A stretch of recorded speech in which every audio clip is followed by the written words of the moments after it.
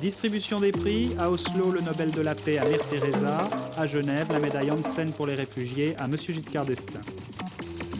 Nouvelles difficultés pour l'Europe agricole, dossier épineux, le mouton et le vin.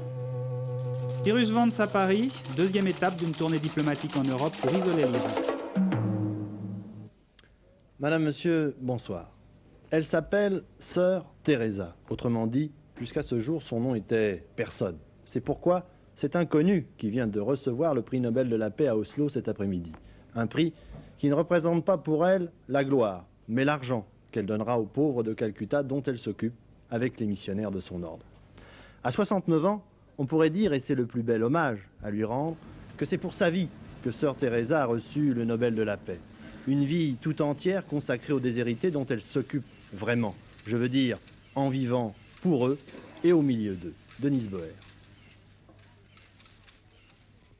Ce sont la persévérance, la foi et la droiture qui se voient aujourd'hui récompensées en la personne de Mère Teresa. Elle a 18 ans lorsqu'elle prend la route de Calcutta où pendant 20 ans, elle enseignera la géographie à de jeunes indiennes de la bourgeoisie. Mais très vite, Mère Teresa est bouleversée par la misère hallucinante des bidonvilles. Elle décide de quitter sa congrégation et dans le dénuement le plus grand, en fonde une nouvelle, celle des sœurs missionnaires de la charité. En 1954, elle inaugure le premier mouroir. Là, les sœurs assisteront ceux qui vont mourir. L'œuvre se développe très rapidement. Aujourd'hui, les sœurs missionnaires de la charité sont présentes dans 5 continents. Elles ouvrent des écoles, recueillent les pauvres et les soignent. Cette petite religieuse yougoslave a aujourd'hui 69 ans. Devenue malgré elle une vedette de l'actualité, elle se réjouit de l'attribution du prix Nobel de la paix. En effet, profitant du discours qu'elle devait prononcer à Oslo, Mère Teresa lançait un vibrant appel aux pays industrialisés, insistant sur leur devoir de solidarité envers les pauvres de ce monde. Après avoir pris position contre l'avortement, elle demandait que l'on annule le banquet offert en général aux lauréats et dont le montant s'élève à 6 000 $. Ces 6 000 $ ajoutés aux 191 000 du prix Nobel lui ont été remis. Ils serviront à secourir les pauvres. Il est tradition que le prix Nobel de la paix soit remis à Oslo le même jour que les 10 autres prix Nobel qui, eux, ont été décernés à Stockholm par le roi Gustave de Suède. Le président de la République française, M. Giscard d'Estaing, s'est rendu, lui, à Genève aujourd'hui pour recevoir le prix Nansen que lui a remis le haut-commissaire des Nations Unies pour service exceptionnel rendu à la cause des réfugiés. Vous savez que la France se situe dans le peloton de tête des pays qui se présentent comme des terres d'asile privilégiées pour tous les réfugiés. À travers moi, a dit le président, c'est la France qui est honorée. Et dans une lettre, le chef de l'État a d'ailleurs rendu hommage à toutes les associations françaises d'aide aux réfugiés. Le prix de 50 000 $ servira au financement d'un hôpital de campagne français pour le Cambodge et à la construction d'une école dans un camp de réfugiés d'Afrique au Botswana. La cérémonie d'aujourd'hui avait lieu à l'occasion de la Journée des droits de l'homme organisée par les Nations Unies. Et dans son discours, le président français a particulièrement insisté sur le fait que partout où il y a des réfugiés, il y a mise en cause des droits de l'homme. Soyons clairs, partout où il y a des réfugiés, il y a avant des violations des droits de l'homme. Ceux qui aujourd'hui partent pour l'exil le font parce qu'un droit élémentaire leur est refusé. Pour certains, c'est le droit de rester dans leur pays ou tout au moins d'y être libre. Pour d'autres, c'est la possibilité matérielle d'y vivre. Le logement, l'emploi, la famille, la simple subsistance, tout ce qui semblait assuré devient soudain précaire. La sécurité est menacée, la liberté compromise, et cette précarité même paraît moins supportable que les incertitudes et les risques, souvent mortels, de l'exode. Il faut en effet qu'un homme ou qu'une femme ait perdu ses droits essentiels pour qu'il se résigne à l'exil. C'est pourquoi le problème des réfugiés est inséparable de celui des droits de l'homme, au rappel desquels l'Organisation des Nations Unies consacre, comme chaque année, ce jour du 10 décembre. En ce jour anniversaire, comment ne pas dire notre inquiétude devant le décalage entre le droit et la réalité. Double confusion en Iran. Politique d'abord, l'ancien homme fort du Conseil de la Révolution, M. Bani Sadr, part en mission à Tabriz, dans l'Azerbaïdjan, toujours en dissidence. Et en même temps, il déclare dans une interview à un journal libanais que son pays n'ayant pas réussi à faire primer le procès du Shah sur l'affaire de la prise d'otages, il ne restait plus qu'à s'avouer vaincu. Confusion ensuite sur le terrain, à Tabriz. Les derniers événements tournent autour de la prise et de la reprise des studios de la télévision par les partisans de Khomeini et de l'ayatollah Madari. Bruno Albin. Ce matin, des militaires contrôlaient l'accès de l'immeuble de la radio et de la télévision, servant en quelque sorte de force tampon entre les fidèles de l'imam Khomeini et les insurgés. C'est hier soir, à la suite de l'intervention d'une automitrailleuse, que les partisans de l'ayatollah Shariat Madari avaient de nouveau repris le contrôle des bâtiments. Plusieurs personnes auraient trouvé la mort au cours de l'assaut. Seul programme sur les écrans ces derniers jours, des diapositives représentant ceux qu'il faut bien aujourd'hui appeler les deux adversaires politiques de l'Iran révolutionnaire, l'imam Khomeini et l'ayatollah Shariat Madari. Dernier rebondissement, cet après-midi, après un appel de l'imam Khomeini pour que les fauteurs de troubles soient arrêtés sans retard, les gardiens de la révolution pénétraient dans les locaux par une porte dérobée. Les partisans de l'ayatollah Shariat Madari étaient expulsés et emmenés vers une destination inconnue. L'ancien ministre des Affaires étrangères, M. Bani Sadr, est arrivé aujourd'hui à Tabriz. Il est chargé d'une mission d'information. Ces affrontements désordonnés qu'il a pu chercher à comprendre ne font que traduire la lutte d'influence entre les partisans d'un libéralisme et d'un pouvoir régional que la nouvelle constitution ne garantit pas, ceux de l'ayatollah Shariat Madari, face aux fidèles de l'imam Khomeini. Ces affrontements font en tout cas passer au second plan, en Iran, l'affaire des otages de l'ambassade américaine. Oui, j'ajouterais que dans l'affaire de l'assassinat du neveu du Shah d'Iran, Scotland Yard a confirmé cet après-midi qu'un homme qui serait mêlé à l'assassinat de Paris est interrogé à la fois par des policiers anglais et français. Puis j'ajouterai ce soir que le Quai d'Orsay a condamné l'attentat commis à Paris. Et dans son communiqué, le Quai d'Orsay indique que la France, respectueuse de la souveraineté des autres, ne tolérera pas que l'on ne respecte pas la sienne. Pour essayer de débloquer la situation, les Américains continuent de développer leur offensive diplomatique. Le ministre de la Justice est à La Haye, où il a saisi la Cour internationale de justice devant laquelle les Iraniens n'ont pas pour l'instant l'intention de se présenter. Quant à M. Cyrus Vance, le secrétaire d'État américain aux Affaires étrangères, il a commencé aujourd'hui sa tournée européenne par Londres. Il est ensuite arrivé cet après-midi à Paris, où il a rencontré M. Jean-François Poncet, et il dîne ce soir avec le président de la République, M. Giscard d'Estaing. At President Carter's request, I have come to Paris for consultations. À la demande du président Carter, je suis venu à Paris pour des consultations sur la situation en Iran. Nous avons à faire face à une situation difficile et dangereuse dans ce pays. En dépit de la réprobation générale exprimée par la communauté internationale et contrairement au droit international, les diplomates américains sont toujours tenus en otage. Nos amis et nos alliés partagent notre inquiétude basée sur les valeurs et les principes humanitaires du droit international.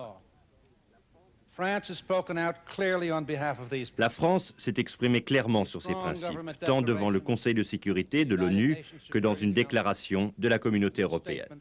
Le peuple américain est très reconnaissant pour le soutien que lui accorde pendant cette crise le gouvernement et le peuple français. J'ajouterai à ce qui vient d'être dit et au conditionnel que d'après les informations qu'a pu recueillir notre correspondant à Londres, Philippe Arroir, au terme de sa tournée européenne, et si tout va bien, M. Vance aurait l'intention de demander à l'Europe l'embargo économique de l'Iran. Il est vrai que les responsables américains paraissent avoir l'opinion publique derrière eux, ce qui n'avait pas été le cas depuis longtemps. Dans l'ensemble, cette majorité silencieuse garde son calme, à quelques exceptions près toutefois, comme le montre cet exemple filmé par l'équipe d'un de nos correspondants aux États-Unis, Claude Guénière.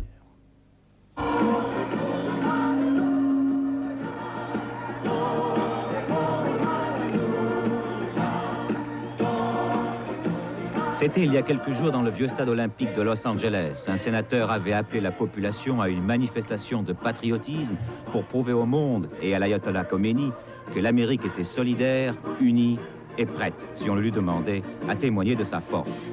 Ébranlés par la prise d'otages, la mise à sac de plusieurs de leurs ambassades, ces Californiens-là, au moins, avaient besoin de se redonner confiance.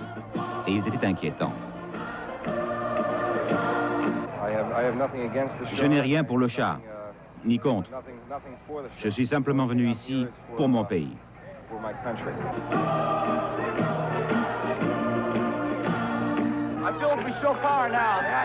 Je pense que nous sommes très puissants aujourd'hui. Superman est américain, Superman est puissant et nous sommes américains. Nous montrons notre force.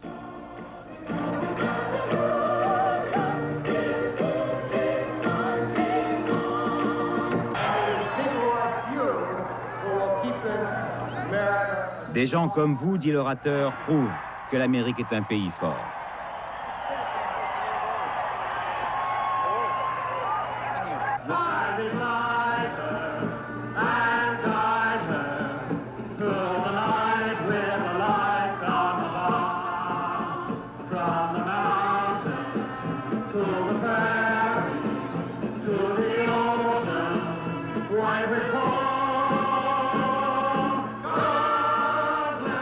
On montrait aux Iraniens qu'ici aussi on savait brûler des effigies et témoigner des mêmes déchaînements que la foule de Téhéran présentait chaque jour sur le petit écran.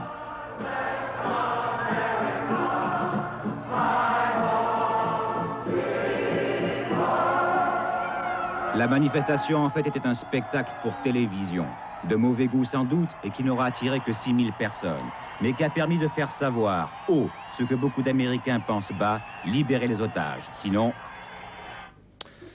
Les réactions de l'Amérique profonde, comme il est convenu de dire. Ce sera d'ailleurs le thème de notre journal de 20h de demain soir qui aura lieu depuis un petit village du centre des États-Unis d'où l'on pourra mieux comprendre comment les Américains perçoivent la situation actuelle sur le terrain et non pas seulement comme on a l'habitude de le voir à travers les milieux diplomatiques et politiques de Washington.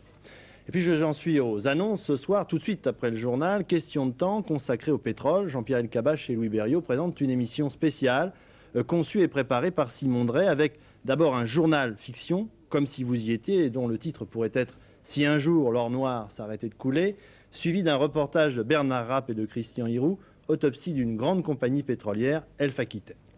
Une émission qui sera suivie demain soir d'un dossier de l'écran spécial pétrole avec sur le même plateau James Schlesinger, ancien ministre du président Carter, le ministre koweïtien du pétrole, le secrétaire général adjoint de l'OPEP, le ministre français de l'Industrie, M. Giraud, et encore d'autres invités que vous découvrirez demain soir. En France, c'est demain que les députés vont s'attaquer à la loi d'orientation agricole proposée et présentée par le gouvernement. Les deux dernières lois dataient de 60 et 62. Elles avaient pour but de moderniser l'agriculture traditionnelle. On en est aujourd'hui au deuxième stade, transformer l'agriculture en véritable industrie dirigée vers l'exportation. Jean-Louis Calmejean. Faire franchir à l'agriculture et à l'industrie agroalimentaire une nouvelle étape de développement, tel est l'objectif de la loi d'orientation. 4 volets la composent. Un volet économique, avec notamment la création d'un conseil d'orientation de l'économie agricole et alimentaire. Un volet foncier, surtout pour accroître le nombre de jeunes agriculteurs qui s'installent. Un volet social agricole pour principalement revaloriser les retraites des agriculteurs. Enfin, un volet aménagement rural avec notamment la création d'opérations appelées remembrement-aménagement pour éviter les excès parfois provoqués par le remembrement classique. Mais voyons chaque volet un par un.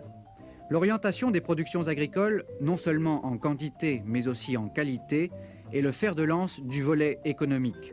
On parlera désormais de politique alimentaire. Cette politique concernera les producteurs, bien sûr, mais aussi les industries de transformation et les consommateurs. Dans ce même sens, une industrie agroalimentaire puissante et compétitive est un objectif majeur de la loi d'orientation, surtout pour développer nos exportations. Sur le volet foncier, si la loi fait en sorte de favoriser l'installation des jeunes agriculteurs, elle tente également à favoriser le fermage et à éviter une augmentation trop rapide du prix des terres agricoles. De plus, les successions seront réglées sans faire peser sur l'héritier qui devient agriculteur une charge financière trop lourde.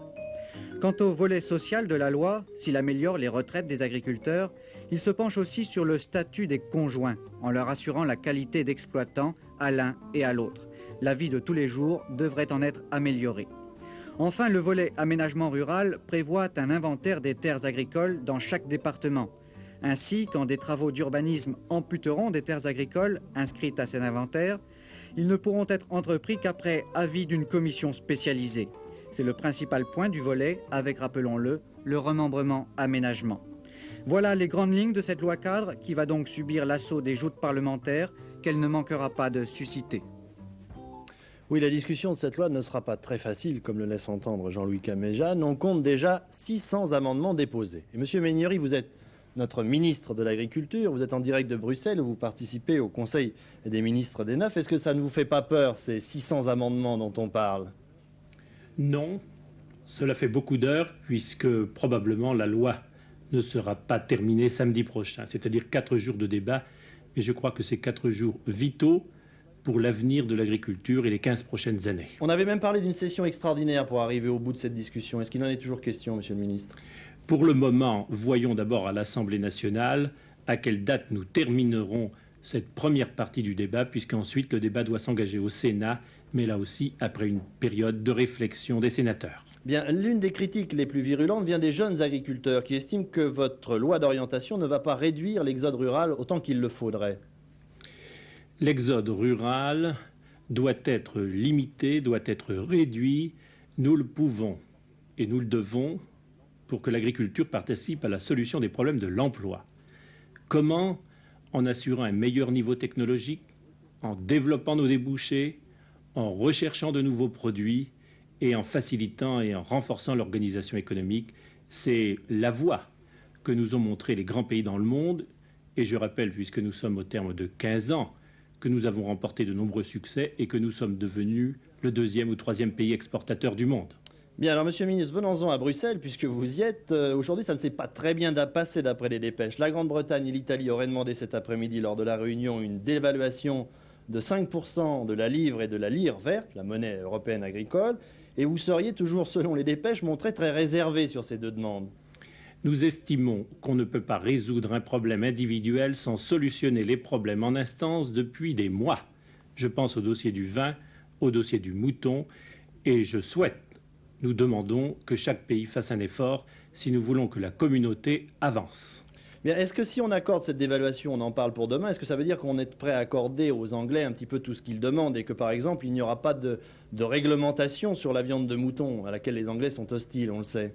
C'est la raison pour laquelle aujourd'hui nous estimons que nous ne sommes pas en mesure d'apporter une solution positive à la demande individualisée de la Grande-Bretagne, que nous sommes prêts à progresser dans la voie communautaire à condition que le dossier du mouton puisse être solutionné, c'est-à-dire pour nous que nous offrions aux producteurs une garantie de revenus pour l'avenir, car beaucoup n'ont pas d'autre choix que la production ovine.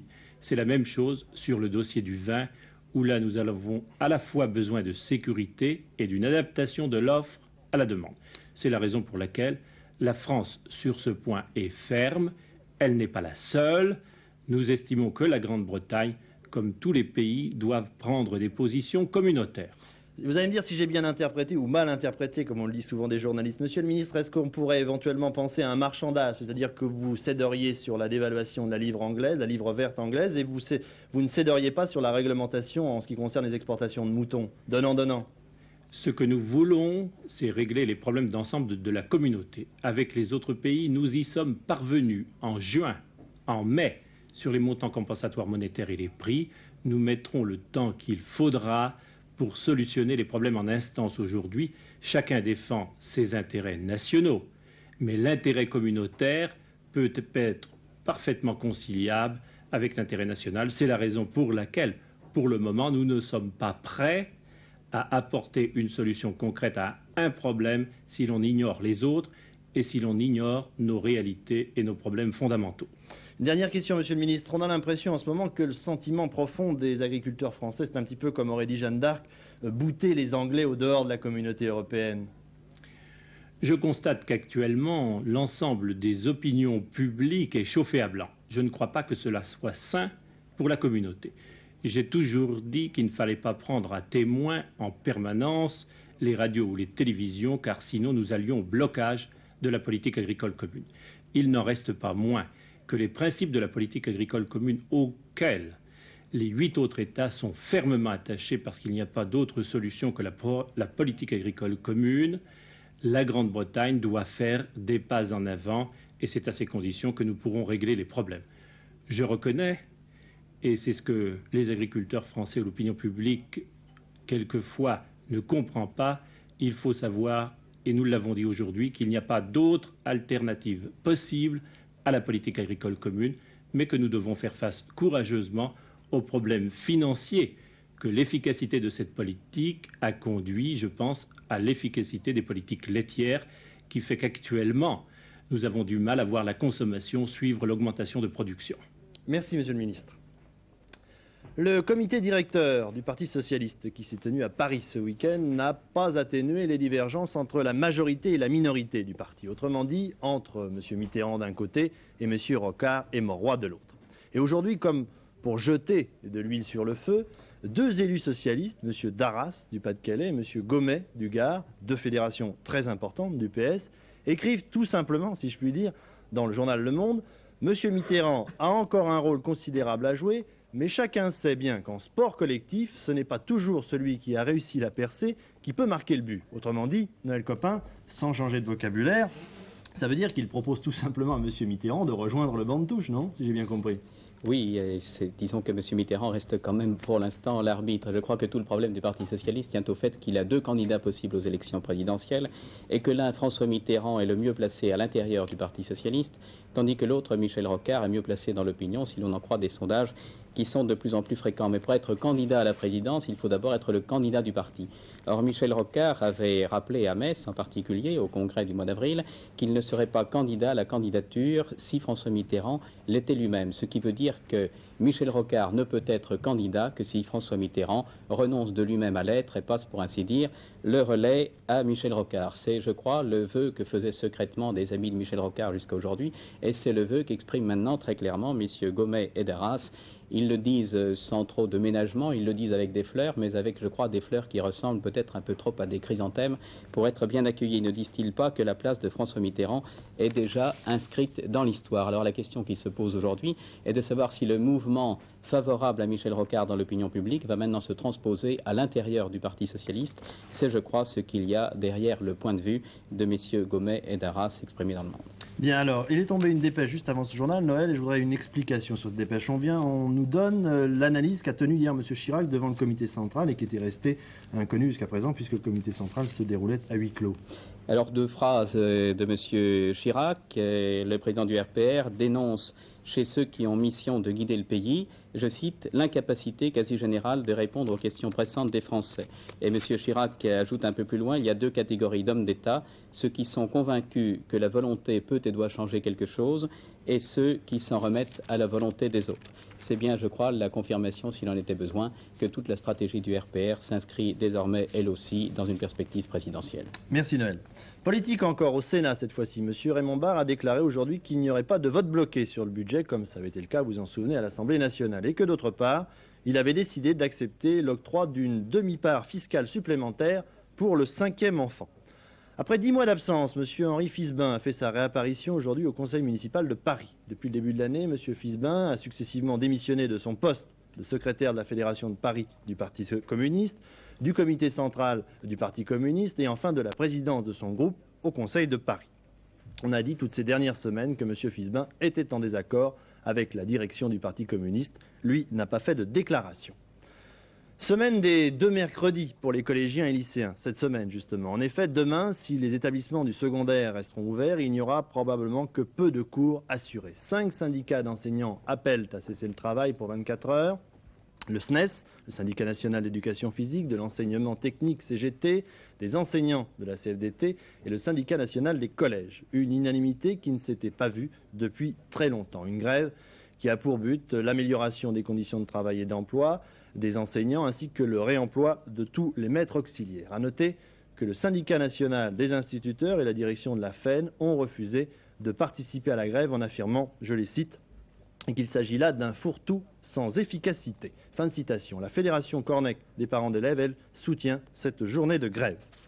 Les aiguilleurs du ciel vont-ils reprendre leur grève? C'est une des hypothèses à envisager car les entretiens d'aujourd'hui avec le ministre des Transports ont été tendus, les pouvoirs publics refusant par exemple de revenir sur les sanctions et les syndicats trouvant insuffisantes les propositions portant sur les rémunérations. Des assemblées générales ont lieu en ce moment même dans les différents centres de France et une dépêche indique ce soir que le personnel d'Atismon, c'est-à-dire celui de la tour de contrôle d'Orly, est favorable à une reprise du mouvement sous une forme qui n'a pas encore été définie. Pour vous donner un avant-goût de la soirée pétrole sur Antenne 2, au moment où le journal économique anglais Financial Times annonce une hausse possible de 30% du pétrole au prochain sommet de l'OPEP, je vous propose d'aller faire un tour sur la côte ouest des États-Unis, où les automobilistes sont en train de se débarrasser de leurs belles américaines pour acheter des petites européennes. Une enquête de Claude Guénière. C'est une des agglomérations les plus étendues du monde. 150 km de bungalows, d'usines, de parkings et d'avenues rectilignes. C'est la ville du monde qui possède le plus dense réseau d'autoroutes, où il y a le plus grand nombre de voitures par habitant et où chaque habitant parcourt le plus grand nombre de kilomètres. C'est Los Angeles, la ville construite pour la voiture. Alors il y a 6 mois, pendant la Révolution, quand le pétrole d'Iran ne coulait plus, on a volé des camions-citernes, dégainé le Colt pour être servi et parfois en a tiré. La crise aujourd'hui est passée, mais voici la seconde. Il y aura la troisième, la crise est permanente. Alors les premiers et les seuls, les Californiens, ont adopté le système du pair et impair. On prend de l'essence un jour sur 2, selon le numéro d'immatriculation de la voiture.